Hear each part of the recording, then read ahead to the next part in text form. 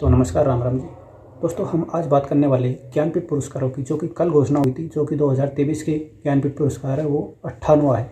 ठीक है, तो दिए जाने की घोषणा हुई है 2 भाषाओं के लिए। संस्कृत भाषा के लिए वो दिया जा रहा है हमारे महान प्रवचनकार, शिक्षाविद के रूप में प्रसिद्ध, जो कि जन्म से न देख पाने के बावजूद 22 भाषाओं के विद्वान है, 22 भाषाओं के वो जानकार है और 240 से अधिक पुस्तकों की रचना कर चुके हैं, श्री रामभद्राचार्य जी।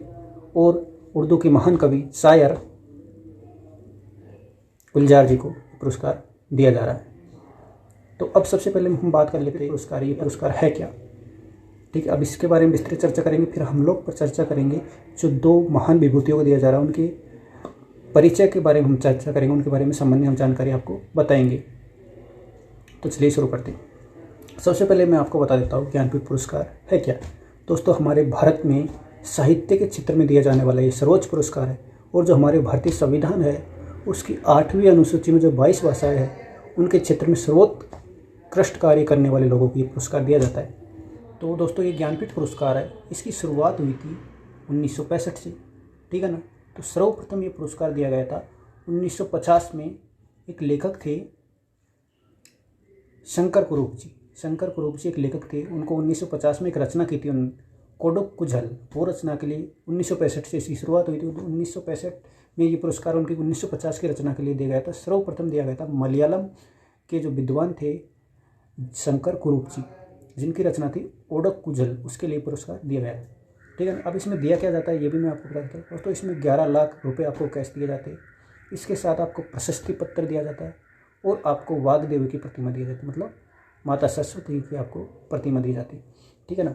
तो अब बात कर लेते हैं जो 2 महान विभूतियाँ हैं, अब उनका हम परिचय जान लेते हैं, उनकी उपलब्धियाँ जान लेते हैं, वो क्या क्या उन्होंने किया है, कितने महान कार्य किए उन्होंने, तो उनके बारे में हम जानकारी लेते हैं। तो सबसे पहले हम बात करते हैं श्री महान विभूति श्री रामभद्राचार्य जी के बारे में। दोस्तों, रामभद्राचार्य जी जो महान बहुभाषाविद है, जन्म से ना देख पाने के बावजूद वो 22 भाषा को ज्ञाता है, शिक्षाविद भी है, वो प्रवचनकार भी है। ठीक है ना, बहुत महान विभूति है। तो उनका जन्म हुआ था 1950 में जौनपुर में।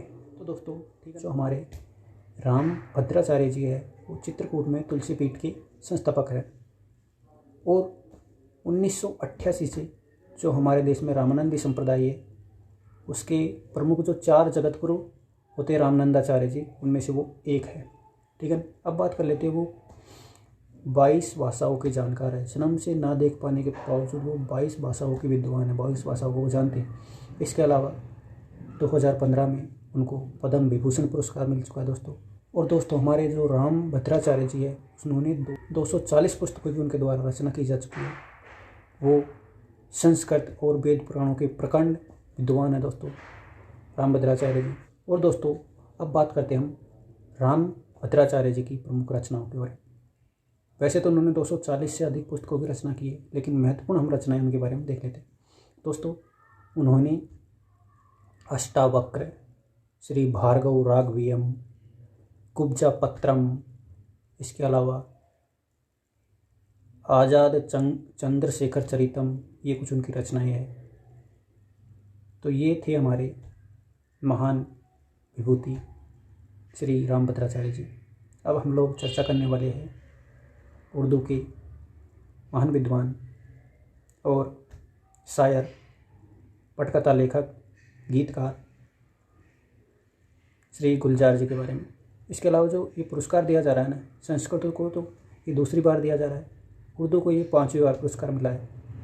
ठीक है ना दोस्तों। इसके अलावा जो हमारे गुलजार जी है, उनका असली नाम क्या है? संपूर्ण सिंह कालरा। दोस्तों, इसके अलावा इनको बहुत पुरस्कार मिले, उनमें से मैं बता देता हूँ। जैसे 2002 में साहित्य अकादमी पुरस्कार, 2004 में इनको पद्म भूषण मिल चुका है, 2013 में दादा साहब फाल्के पुरस्कार मिल चुका है। इसके अलावा इनको 5 राष्ट्रीय फिल्म पुरस्कार भी मिल चुके हैं, और इनको 2009 में जो डैनी बॉयल द्वारा निर्देशित फिल्म थी स्लम डॉग मिलियनेयर, उसके लिए ऑस्कर और ग्रैमी अवार्ड भी मिल चुका है।